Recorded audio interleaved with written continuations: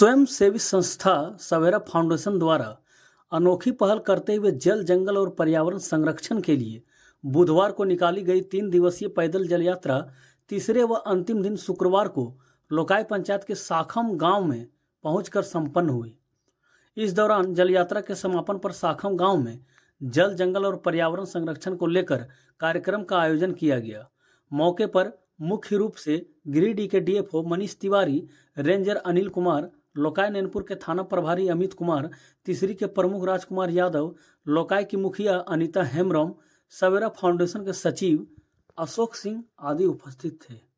आप लोग इस पे जागरूक रहे, जो जागरूक रहेगा वही विकास करेगा। तो पहला चीज जागरूक रहे। दूसरा चीज कि जंगल किसका है? आपका है। तो जंगल जो आपका है उस पे अगर आप जा रहे हैं, देखें कि कहाँ पे पानी बचाने का कोई स्ट्रक्चर बन सकता है। हमारे जो सबमिट ऑफिसर्स हैं, हमारे रेंजर साहब हैं, तो इनको ले जाके दिखाएं। मैंने पहला एक शब्द कहा था, जहाँ चाह वहाँ राह। अगर वो उसका लिखित में आ गया कि हाँ साहब, ये तीसरी प्रखंड में ये 50 जगहों पे इस तरह का चेक डैम बना दिया जाएगा तो पानी भरपूर मात्रा में लबालब भरा रहेगा। यहाँ तक उस तरह से क्या होगा कि ठीक है, इस बार कुछ फंड आएगा, अगली बार फंड आएगा, उसकी अगली बार आएगा। अब क्या रहता है कि कुछ क्षेत्र जो ज्यादा, जिसको विकसित क्षेत्र कहते हैं, तो गिरिडीह के आसपास या वैसे क्षेत्र, ये लोग ये काम करके रखते हैं। पैसा आता है, सबसे पहले पैसा उनको चल जाता है।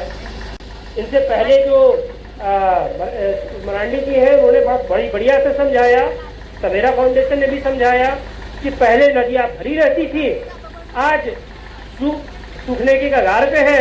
अगर यही चलता रहा तो नदियां खत्म भी हो जाएंगी। और ये कोई आश्चर्यजनक बात नहीं है। होता क्या है कि समय लगता है, 30 साल लगा, तो 30 साल में नदी सूखने के कगार पे है, तो सूखी नदियां सूख जाएंगी और खत्म हो जाएगा। और इस तरह की बहुत सी नदियां हैं। रांची में हरमू नदी, आप लोग कोई उपाय नहीं बचेगा।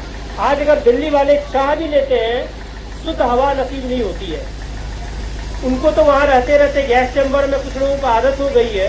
लेकिन अगर आप जाएंगे और मैं अगर जाता हूँ तो वहाँ 1 से 2 दिन से ज्यादा रुकना घुटन लगता है। तो ये हमें समझना होगा।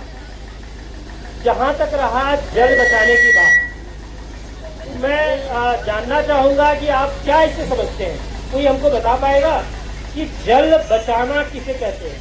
क्या समझते हैं इससे? कि किस तरह से जैसे फाउंडेशन को मैं कुछ सहयोग कर सकूं, ताकि ऐसे प्रोग्राम ज्यादा से ज्यादा हो सके, ज्यादा से ज्यादा गाँवों में हो सके। इसी के साथ मैं अपनी वाणी को विराम। साल 2 साल के अंदर में कुछ यहाँ रोजगार के साधन आ जाएंगे। माई का भी स्टार्ट होगा, जैसे ही उसके बाद ये चीजें, कुछ आप लोगों को रोजगार तो मिलेंगे।